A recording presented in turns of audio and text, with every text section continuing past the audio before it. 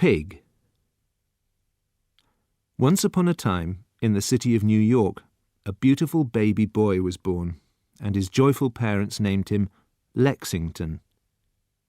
The mother had just returned from hospital, carrying Lexington in her arms, when she said to her husband, "Darling, now you must take me out to a most wonderful restaurant for dinner." Her husband kissed her and told her that any woman who could have such a beautiful baby as Lexington deserved to go anywhere she wanted. So that evening they both dressed themselves in their best clothes, and leaving little Lexington in the care of a trained nurse who was costing them $20 a day, they went out to the finest and most expensive restaurant in town. After a wonderful evening, they arrived back at their house at around 2 o'clock in the morning. The husband paid the taxi driver and then began feeling in his pockets for the key to the front door. After a while, he announced that he must have left it in the pocket of his other suit, and he suggested they ring the bell and get the nurse to come down and let them in. A nurse who was costing them $20 a day must expect to have to get out of bed occasionally in the night, the husband said. So he rang the bell. They waited. Nothing happened. He rang it again, long and loud. They waited another minute. Then they both stepped back onto the street and shouted the nurse's name up at the nursery window on the 3rd floor, but there was still no answer. The house was dark and silent. The wife began to become frightened. If the nurse couldn't hear the front doorbell, then how did she expect to hear the baby crying? "You mustn't worry. I'll let you in." He was feeling rather brave after all he had drunk. He bent down and took off a shoe. Then, holding the shoe by the toe, he threw it hard and straight through the dining room window on the ground floor. "There you are," he said, laughing. He stepped forward and very carefully put a hand through the hole in the glass and undid the lock. Then he raised the window. "I'll lift you in first, little mother," he said. And he took his wife around the waist and lifted her off the ground. Then her husband turned her round and began moving her gently through the open window into the dining room. At this moment, a police car came driving silently along the street towards them. It stopped about 30 meters away, and 3 policemen jumped out of the car and started running in the direction of the husband and wife. The policemen were all holding guns. "Hands up!" the policemen shouted. "Hands up!" But it was impossible for the husband to obey this order without letting go of his wife. If he had done this, she would either have fallen to the ground or would have been left half in and half out of the house, which is a very uncomfortable position for a woman. So he continued to push her upwards and inwards through the window. The policemen, all of whom had received rewards before for killing robbers, shot at them immediately. Although the policemen were still running, they hit both bodies several times and killed both of them. So, when he was no more than 12 days old, little Lexington became an orphan. The news of this killing was brought to all the relatives of the dead couple by newspaper reporters, and the next morning the closest of the relatives got into taxis and left for the house with the broken window.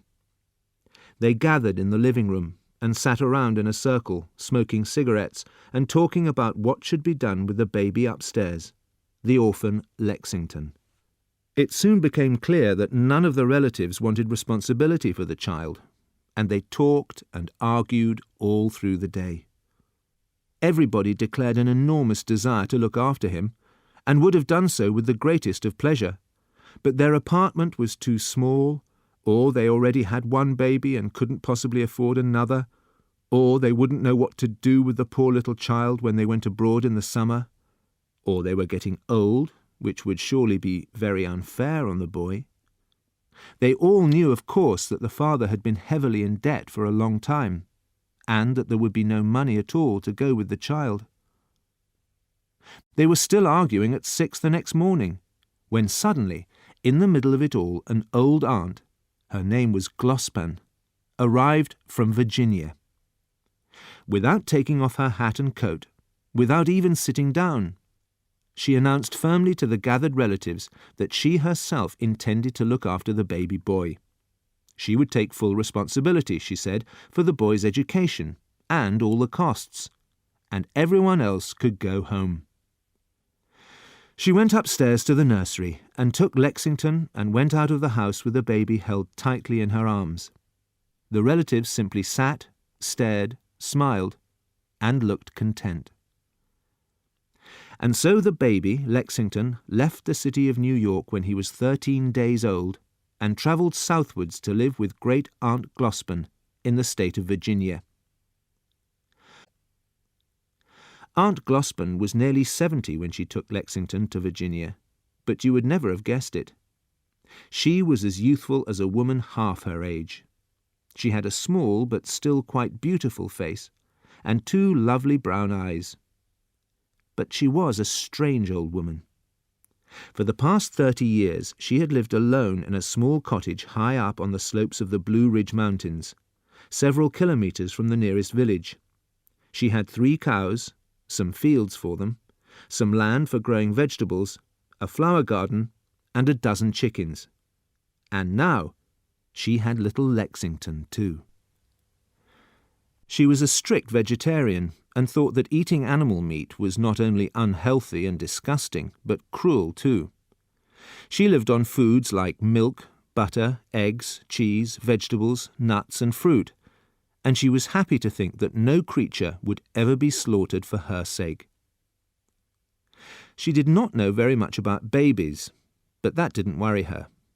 At the railway station in New York, she bought some things for feeding the baby and a book called The Care of Infants. What more could anyone want? When the train started moving, she fed the baby some milk and laid it down on the seat to sleep. Then she read The Care of Infants from beginning to end. Strangely, there wasn't any problem. Back home in the cottage, everything went well.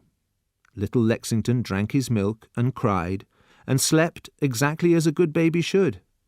And Aunt Glospin was filled with joy whenever she looked at him, and she kissed him all day long. By the time he was 6 years old, young Lexington had become a most beautiful boy, with long golden hair and deep blue eyes. He was bright and cheerful, and already he was learning to help his old aunt in all sorts of different ways around the farm, collecting the eggs from the chicken house, making butter, and digging up potatoes in the vegetable garden. Soon Aunt Glospin told herself she would have to start thinking about his education. But she could not bear the thought of sending him away to school. She loved him so much now that it would kill her to be separated from him for long. There was, of course, that village school down in the valley, but it was a horrible-looking place. And if she sent him there, she was sure they would start forcing him to eat meat as soon as he arrived. "You know what, my darling?" she said to him one day when he was sitting in the kitchen watching her make cheese. "I'll teach you myself." The boy looked at her with his large blue eyes and gave her a trusting smile. "That would be nice," he said. "And the first thing I should do is to teach you how to cook." "I think I would like that, Aunt Glospin." "You're going to have to learn sometime," she said. "Vegetarians like us don't have nearly so many foods to choose from as ordinary people, and so they must learn to cook doubly well." "Aunt Glospin," the boy said, "what do ordinary people eat that we don't?" "Animals," she answered with disgust. "Do you mean live animals?" "No," she said, "dead ones." "Do you mean that when they die, they eat them instead of burying them?" "They don't wait for them to die, dear. They kill them." "How do they kill them, Aunt Glospin?" "They usually cut their throats with a knife." "But what kind of animals?" "Cows and pigs mostly, and sheep." "Cows?" the boy cried. "You mean like our cows?" "Exactly, my dear." But how do they eat them, Aunt Glossop? They cut them up into little bits and they cook them. They like the meat best when it's all red and bloody and sticking to the bones. They love to eat cow's flesh with the blood running out of it. Pigs, too? They love pigs. Lumps of pig's meat, the boy said. Imagine that. What else do they eat, Aunt Glossop? Chickens. Chickens? Feathers, too? No, dear, not the feathers. Now, go outside and play, will you? Soon after that, the lessons began. There were 5 subjects, including reading and writing, but cooking was the most popular with both teacher and pupil. In fact, it soon became very clear that young Lexington was a talented cook. He was clever and quick. In so young a boy, this surprised Aunt Glossop, and she could not quite understand it at all. But she was very proud of him and thought that the child would have a wonderful future. "How good it is," she said, "that I have such a wonderful little fellow to look after me when I'm old." A couple of years later, she left the kitchen forever and put Lexington in charge of all household cooking. The boy was now 10 years old, and Aunt Glossop was nearly 80. Alone in the kitchen, Lexington immediately began experimenting with dishes of his own invention. There were hundreds of new ideas in his head. Hardly a day went by without some wonderful new dish being placed on the table. There were many delicious inventions. Aunt Glossop had never tasted food like this in all her life. In the mornings before lunch, she would go outside the house and sit there in her chair, thinking about the coming meal. She loved to sit there and smell what came through the kitchen window. Then he would come out, this 10-year-old child, a little smile of pleasure on his face, and a big steaming pot of the most wonderful food imaginable in his hands. "Do you know what you ought to do?" his aunt said to him, eating the food. "You ought to sit down and write a cookbook." He looked at her across the table, eating slowly. "Why not?" she cried. "I've taught you how to write, and I've taught you how to cook, and now you've only got to put the 2 things together. You write a cookbook, my darling, and it'll make you famous all over the world." "All right," he said. "I will." And that same day, Lexington began writing the first page of that great book on which he worked for the rest of his life. He called it Eat Well and Healthily. 7 years later, by the time he was 17, he had recorded over 9,000 different recipes, all of them original, all of them wonderful. But now, suddenly, his work was interrupted by the death of Aunt Glossop. She was ill during the night, and Lexington found her lying on the bed screaming with pain. She was a terrible sight. The boy wondered what he should do. Finally, to cool her down, he fetched a bucket of water from the river and poured it over her head. But this only made her worse, and the old lady died in an hour. "This is really too bad," the poor boy said, pinching her several times to make sure that she was dead. "And how sudden! Only a few hours ago she seemed in the very best health. She even ate 3 large portions of my newest mushroom dish and told me how good it was." After crying bitterly for several minutes, because he had loved his aunt very much, he carried her outside and buried her in the garden. The next day, while he was tidying up her things, he found an envelope that was addressed to him in Aunt Glossop's handwriting. He opened it and took out 2 $50 notes and a letter. The letter said, "Darling boy, I know that you have never been down the mountain since you were 13 days old, but as soon as I die, you must put on a pair of shoes and a clean shirt and walk down into the village and find the doctor. Ask the doctor to give you a death certificate. Then take this to my lawyer, a man called Mr. Samuel Zuckerman, who lives in New York City and who has a copy of my will. Mr. Zuckerman will arrange everything. The money in this envelope is to pay the doctor for the certificate and for the cost of your journey to New York. Mr. Zuckerman will give you more money when you get there, and it is my wish that you use it to continue your work on that great book of yours until you are satisfied that it is complete in every way. Your loving aunt, Glossman. Lexington, who had always done everything his aunt had told him, put the money in his pocket, put on a pair of shoes and a clean shirt, and went down the mountain to the village where the doctor lived. "Old Glosspan," the doctor said, "is she dead?" "Certainly she's dead," the boy answered. "If you come home with me now, I'll dig her up and you can see for yourself." "How deep did you bury her?" the doctor asked. 2 or 3 meters down, I think. "And how long ago?" "Oh, about 8 hours. "Then she's dead," the doctor announced. "Here's the certificate." Lexington now left for the city of New York to find Mr. Samuel Zuckerman. He travelled on foot, and he slept under bushes, and he lived on berries and wild plants, and it took him 16 days to reach the city. "What a place this is!" he cried, as he stood staring around him. "There are no chickens or cows anywhere, and none of the women looks like Aunt Glossman at all." Lexington had never seen anyone like Mr. Zuckerman before either.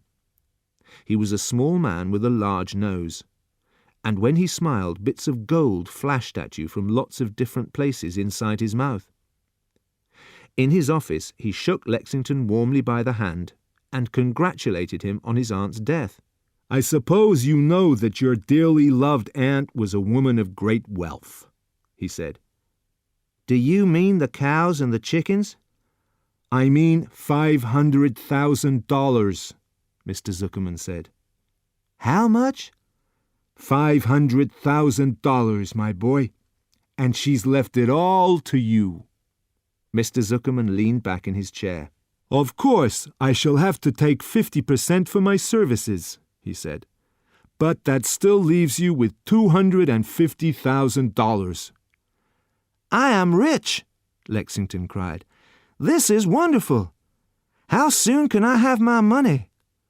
"Well," said Mr. Zuckerman, "luckily for you, I know the people at the city tax office, and I'm confident that I'll be able to persuade them to forget about any taxes that your aunt owed." "How kind you are," said Lexington. "I shall have to give some people a small tip, of course." "Whatever you say, Mr. Zuckerman."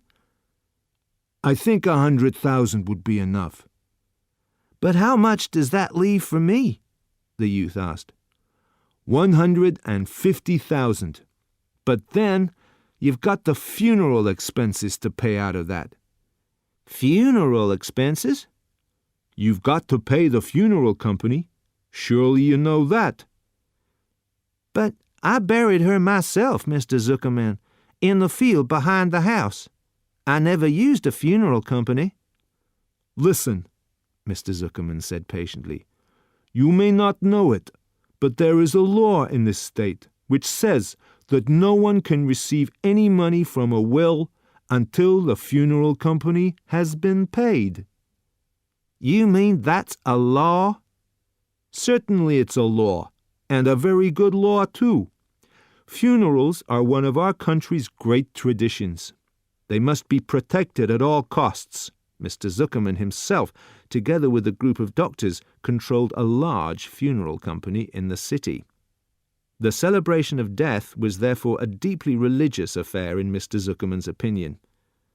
"You had no right to go out and bury your aunt like that," he said. "None at all." "I'm very sorry, Mr. Zuckerman." "It's completely un-American." "I'll do whatever you say, Mr. Zuckerman. All I want to know is how much I'm going to get in the end when everything's paid." There was a pause. "Shall we say 15,000? he suggested, flashing a big gold smile. "That's a nice figure." "Can I take it with me this afternoon?" "I don't see why not." So Mr. Zuckerman called his chief clerk and told him to give Lexington $15,000. The youth, who was delighted to be getting anything at all, accepted the money gratefully and put it in his bag. Then he shook Mr. Zuckerman warmly by the hand, thanked him for all his help, and went out of the office. "The whole world is in front of me," Lexington cried as he went into the street. "I now have $15,000 to help me until my book is ready. After that, of course, I shall have a lot more." He stood in the street, wondering which way to go. He turned left and began walking slowly down the street, staring at the sights of the city. "I must have something to eat. I'm so hungry," he said. The boy had eaten nothing except berries and wild plants for the past 2 weeks, and now his stomach wanted solid food. He crossed the street and entered a small restaurant. The place was hot inside and dark and silent. There was a strong smell of cooking fat. Lexington seated himself at a corner table and hung his bag on the back of the chair. "This," he told himself, "is going to be most interesting.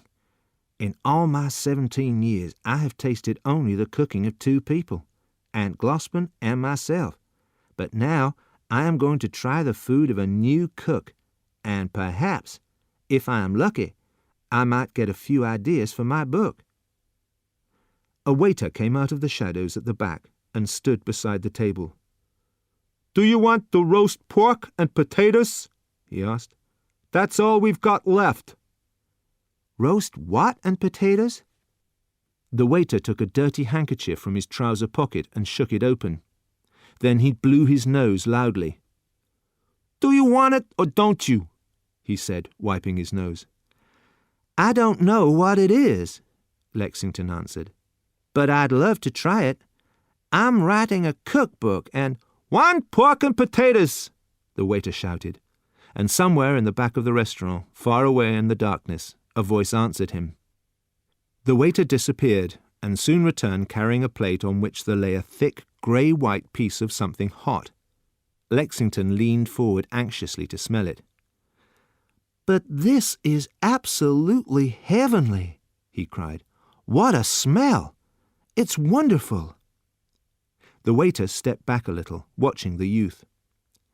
"I have never in all my life smelled anything as wonderful as this," Lexington cried, seizing his knife and fork. "What is it made of?" But the waiter was moving backwards towards the kitchen. Lexington cut off a small piece of the meat and put it into his mouth, beginning to eat it slowly, his eyes half closed. "This is wonderful," he cried. "It's a fine new flavor. Oh, Glossman, I wish you were here with me now so that you could taste this dish. Waiter, come here at once. I want you." The waiter was now watching him from the other end of the room. "If you will come and talk to me, I will give you a present," Lexington said, waving a $100 note. "Please come over here and talk to me." The waiter came cautiously back to the table, seized the money, and put it quickly into his pocket. "What can I do for you, my friend?" "Listen," Lexington said. "If you will tell me what this dish is made of and exactly how it is prepared, I will give you another 100. "I've already told you," the man said. "It's pork." "And what exactly is pork?" "Have you never had roast pork before?" the waiter asked, staring. "Just tell me what it is." "It's pig," the waiter said. "You just put it in the oven." "Pig?" "All pork is pig. Didn't you know that?" "You mean this is pig's meat?" "Of course." But that's impossible," the youth said. "Aunt Glossman said that meat of any kind was disgusting and horrible. But this is without doubt the most wonderful thing I have ever tasted. How do you explain that?" "Perhaps your aunt didn't know how to cook it," the waiter said. Is that possible? It certainly is, especially with pork. Pork has to be very well cooked, or you can't eat it. That's it, Lexington cried. That's exactly what must have happened. She cooked it wrong. He handed the man another $100 note. Lead me to the kitchen, he said. Introduce me to the man who prepared this meat. Lexington was at once taken to the kitchen, and there he met the cook, who was an old man with large, unpleasant red patches on his skin. "This will cost you another 100, the waiter said. Lexington was happy to pay, but this time he gave the money to the cook. Now, listen to me, he said. I am really rather confused by what the waiter has been telling me. Are you quite sure that the dish I've been eating was prepared from pig's flesh? The cook raised his right hand and began scratching his neck. "Well," he said, winking at the waiter, "all I can tell you is that I think it was pig's meat." Do you mean you're not sure? One can never be sure. Then what else could it have been? "Well," the cook said, speaking very slowly and still staring at the waiter, "there's just a chance that it could have been a piece of human flesh." Do you mean a man? "Yes." Good heavens! "Or a woman. It could have been either. They both taste the same." Well, now you really surprise me, the youth said. One lives and learns. "In fact, we've been getting a lot of it recently from the meat factory in place of pork," the cook declared. Have you really? "The trouble is, it's almost impossible to tell which is which. They're both very good." The piece I had just now was wonderful. "I'm glad you liked it," the cook said. "But to be quite honest, I think that was a bit of pig. In fact, I'm almost sure it was." You are? "Yes, I am." In that case, we shall have to believe you, Lexington said. So now will you please tell me, and here is another $100 note for your trouble, will you please tell me how you prepared it? The cook, after taking the money, told Lexington how to cook pork, while the youth, not wanting to miss a single word, sat down at the kitchen table and recorded every detail in his notebook. Is that all? He asked when the cook had finished. "That's all, but you must have a good piece of meat, and it must be cut right." Show me how, said Lexington. Kill one now so I can learn. "We don't kill pigs in the kitchen," the cook said. "The meat you've just eaten came from a slaughterhouse." Then give me the address. The cook gave him the address, and Lexington, after thanking them both many times for their kindness, rushed outside and went by taxi to the slaughterhouse. It was a big brick building, and the air around it smelt sweet and heavy. At the main entrance gates there was a large notice which said, "Visitors are welcome at any time." Lexington walked through the gates and entered a yard which surrounded the building itself. He then followed some signs, "This way for the guided tours," and came to a small hut near the main building. "Visitors' waiting room." After knocking politely on the door, he went in. There were 6 other people in the waiting room. There was a fat mother with her 2 little boys, aged about 9 and 11. There was a bright-eyed young couple, and there was a pale woman with long white gloves, looking straight ahead, with her hands folded in front of her. Nobody spoke. Lexington wondered whether they were all writing cookbooks like himself. But when he put this question to them aloud, he got no answer. They just shook their heads and smiled. Soon the door opened, and a man with a pink face came into the room and said, "Next, please." The mother and the 2 boys got up and went out. About 10 minutes later, the same man returned. "Next, please," he said again, and the couple stood up and followed him outside. 2 new visitors came in and sat down, a middle-aged husband and a middle-aged wife, the wife carrying a basket, "Next, please," said the guide, and the woman with the long gloves got up and left. Several more people came in and took their places on the wooden chairs. Soon the guide returned for the third time, and now it was Lexington's turn to go outside. "Follow me, please," the guide said, leading the youth across the yard towards the main building. "How exciting this is!" Lexington cried. First, they visited a big area at the back of the building where several hundred pigs were wandering around. "Here's where they start," the guide said, "and over there is where they go in." "Where?" "Right there." The guide pointed to a long wooden shed that stood against the outside wall of the factory. "This way, please." 3 men wearing long rubber boots were taking a dozen pigs into the shed just as Lexington and the guide arrived, so they all went in together. "Now," the guide said, "watch how they catch them." Inside, the shed was simply a bare wooden room with no roof, but there was a metal wire with hooks on it that kept moving slowly along the length of one wall. When it reached the end of the hut, it suddenly changed direction and climbed upwards through the open roof towards the top floor of the main building. The 12 pigs were brought together at the far end of the hut. They stood quietly and looked anxious. One of the men in rubber boots pulled a length of metal chain down from the wall and advanced upon the nearest animal from the back. Then he bent down and quickly put one end of the chain around one of the animal's back legs. The other end he put on a hook on the moving wire as it went by. The wire kept moving and the chain tightened. The pig's leg was pulled up and back, and the pig itself began to be dragged backwards until it reached the end of the hut, where the wire changed direction and went upwards. The creature was suddenly pulled off its feet and was carried up. The pig's cries filled the air.